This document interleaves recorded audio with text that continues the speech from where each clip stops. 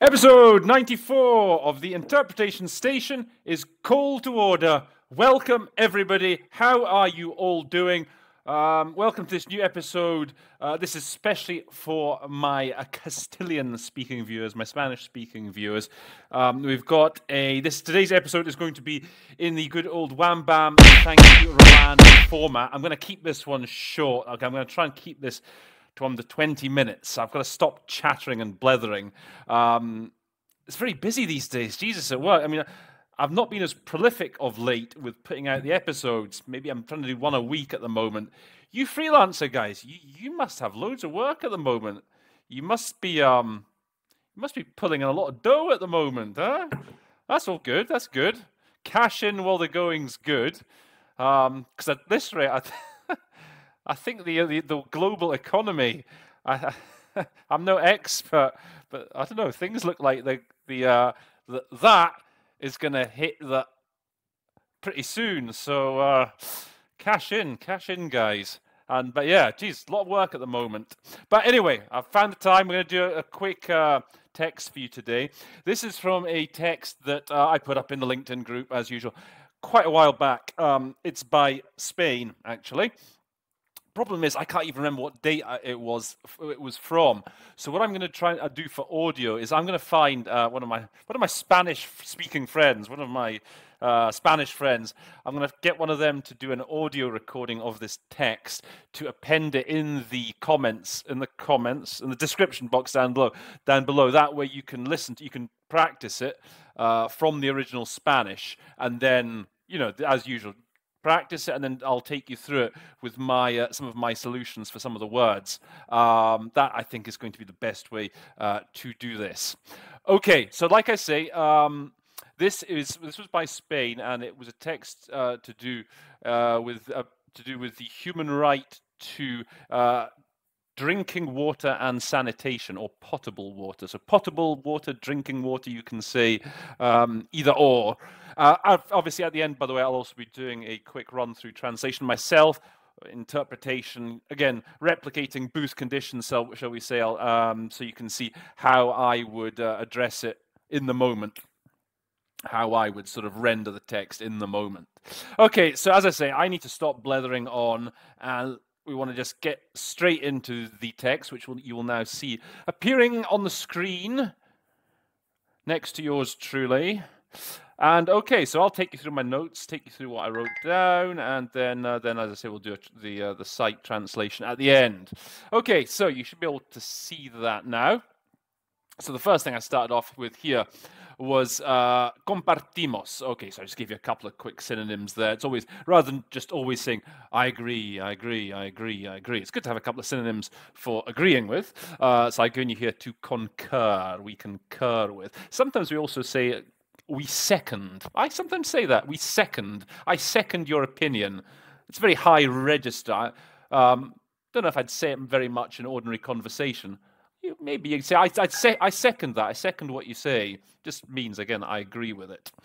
Okay, amenazada. Again, a bit of an alternative to maybe threaten is the sort of go-to solution for most of you with amenazada. So I've given you here jeopardized, all right? That's a good word. Jeopardized by the impact of climate change. I guess you could say by the effects of climate change.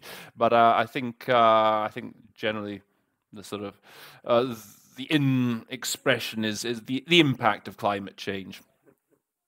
Sequías más persistentes. Okay, so this is particular for you, maybe English B, Spanish A. So the best way of sort of rendering that is, well, there are two ways. The one we've given you here, ever more persistent droughts, is one way of doing that, or you could say increasingly persistent droughts. So it's really whichever of those two you prefer.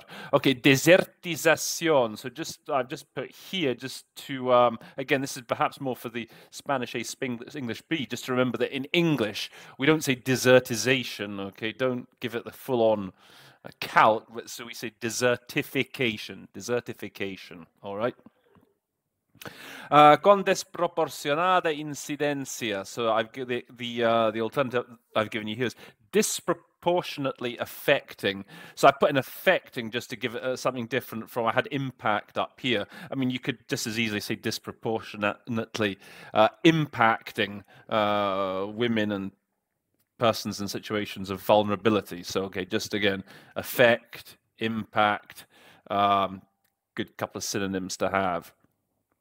Another expression where it's good to have some synonyms, effecto, nocivo effecto. Okay, so I've given you a couple of here. So a harmful effect, an adverse effect or adverse impact. Another one could be detrimental. That I didn't have. So harmful, adverse, detrimental. I mean, if nothing else springs to mind, I guess you could say negative impact, that negatively impact on human rights. But I get nocivo is a bit of slightly nuanced. It's not. It's more than just negative. It's it's doing you harm. But anyway, harmful, adverse, detrimental. And then here I give you, I say, agua potable y el saneamiento. So we can say potable water. You can just use the cognate in English, or drinking water. Again, so one or the other. A solution I often like to use for fundamental, to save me saying fundamental, 4 syllables, is to just say core, 1 syllable, okay? A core pillar for realización, okay, so we're talking about the SDGs here, Sustainable Development Goals. To attain, that's a nice collocation to go with goals, to attain SDG, to achieve SDG 6. And by the way, just for the record, SDG 6 is ensure availability and sustainable management of water and sanitation for all. So that's not bad sort of jargon to know just whenever they talk about this specific SDG. And it has, of course, all these SDGs, remember, have a whole series of targets. Sort of subordinate targets, but so that's the main one, okay? So yeah, in attaining So then, moving on, next paragraph here. Okay, hemos trabajado incansablemente. Giving you a couple of options here. We've worked tirelessly. I guess that's a sort of like-for-like rendering in this case, but also in English, obviously, we work flat out. We've been working flat out in recent years. Para el reconocimiento y consolidación. So I think here is one of the rare occasions where in the English we perhaps have to add a word. Sometimes you have to add a word in English, okay? So I think you'd want to probably say to ensure the recognition and consolidation of human rights to drinking water and sanitation. Okay, next paragraph here. Now, okay, incluye de manera sobresaliente estas consideraciones. So, the very straightforward way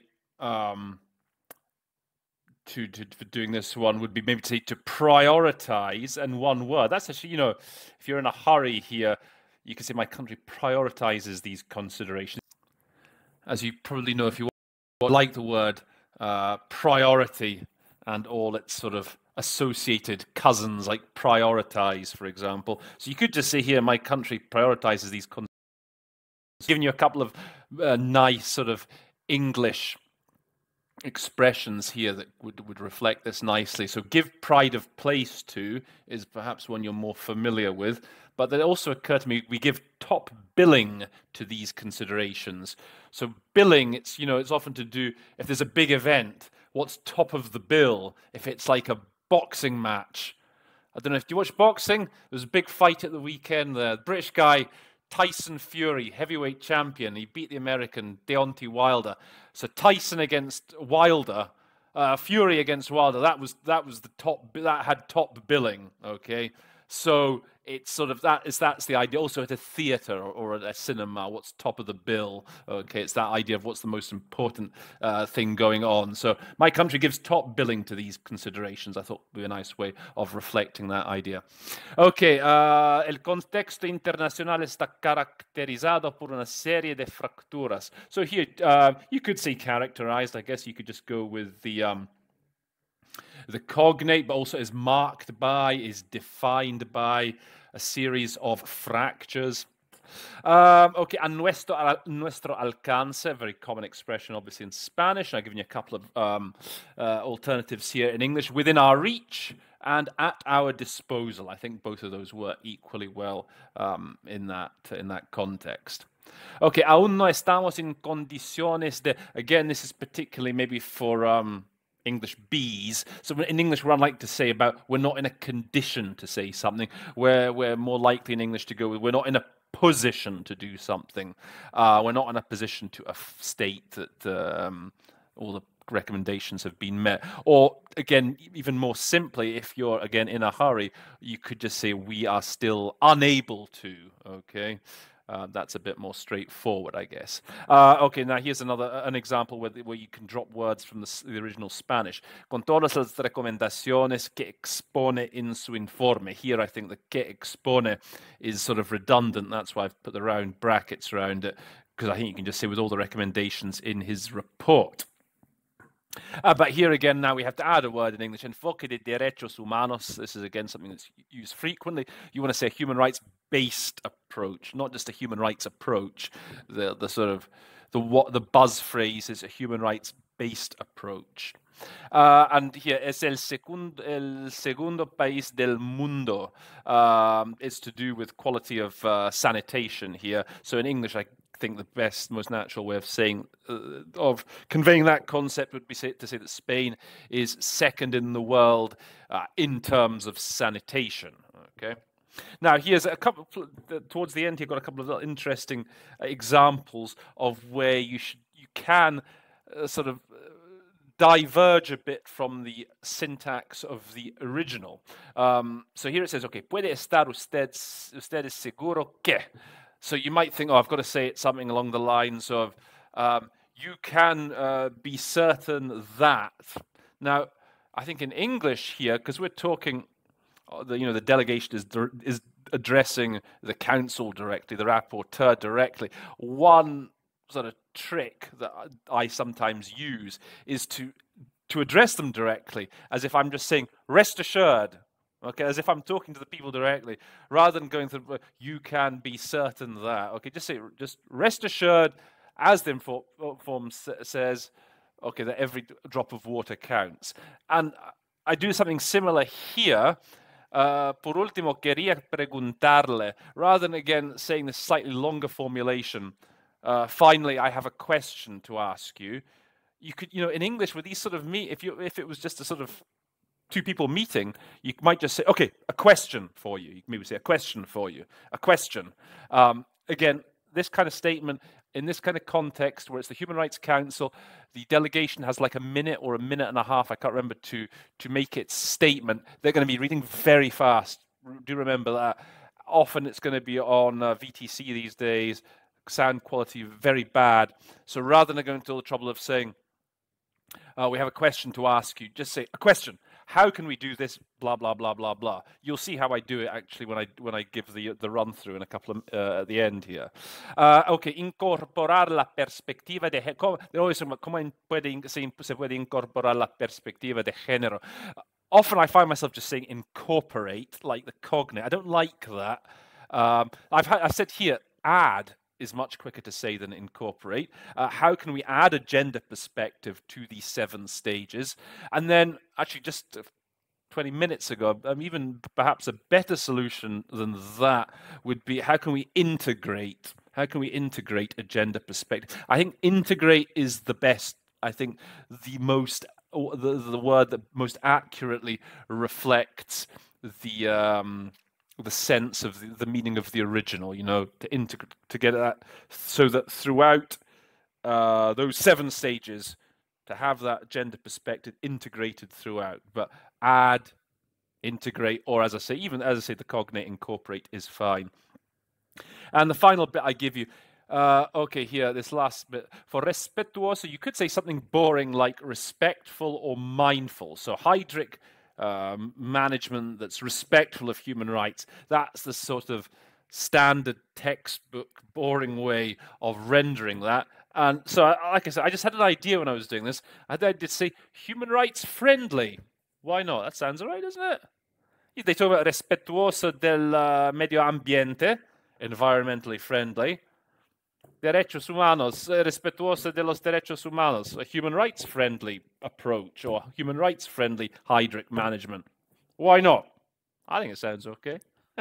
You got any better versions? Put them in the comments. Okay, let me just take you through then my site translation version here, or my interpreted version, as if I was in the booth listening to this stuff coming through the headset. So I'll take you through it quickly. Maybe I make a mistake here or there. We'll see. I'm going to try and really go. I'm going to try and go fast. Okay. Are you ready? On your marks, get set, go. We concur with you that water is particularly jeopardized by the impact of climate change, whose consequences are well described in the report.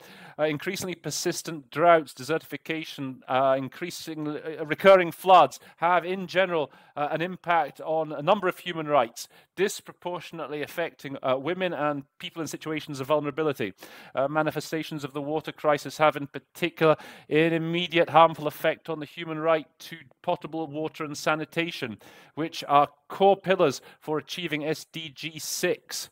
As Spain, together with Germany, have recalled, we've been working tirelessly in recent years to ensure recognition and consolidation of the human right to potable water and sanitation.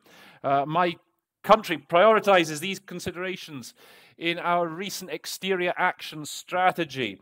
We think that the international context is characterized, or typified by a series of fault lines, in particular environmental and climatic, where it is necessary to act with all the mechanisms and instruments at our disposal. That's why we dedicated one of the 4 chapters of the strategy to a more sustainable, resilient, inhabitable, and green planet. We're not yet in a position to state whether we are delivering on all the recommendations in the report, but we've been working for decades with a human rights-based approach on improving water management. Currently, Spain, which suffers from hydric stress, is second in the world in terms of sanitation, according to the Environmental Performance Index. There's still a long way to go, but there's no doubt there's still a lot to do, certainly. But rest assured that as the report urges at the end, for us, every drop of water counts. Finally, a question. How can we integrate a gender perspective into the 7 stages described in the report to achieve more human rights-friendly hydric management? There you go. Okay, there's a couple of interesting things there that I noticed. Okay, typified, I like that. That just suddenly came to me in the moment. It's the caracterizado, okay. Typified is typified by a series of, okay, I said fault lines, fracturas, okay, rifts, fractures. What did I make a mess of? Que duda cabe. There's still a long way to go. No doubt. But rest assured, yeah, I made a slight hash of that little bit. But hey, I like typified. What do you think? Okay, guys, if you've got any good suggestions for any of the vocab that appeared there, please stick them in the comments. Please like, smash the thumbs up button, subscribe, share with your friends. Like I say, the links to both the audio and to the text, I'm going to put them in the description box below. I wonder how am I going to manage to get. Am I going to manage to edit this down to 20 minutes? We'll see. Hope you've enjoyed watching the show. Keep following me on LinkedIn. Many more episodes, many more texts to come. Don't you worry. Okay, so with that, I'm going to leave it at that and say that episode 94 of the Interpretation Station stands adjourned.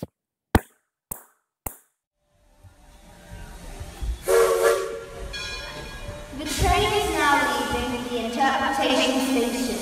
We hope you enjoyed your visit. Until next time.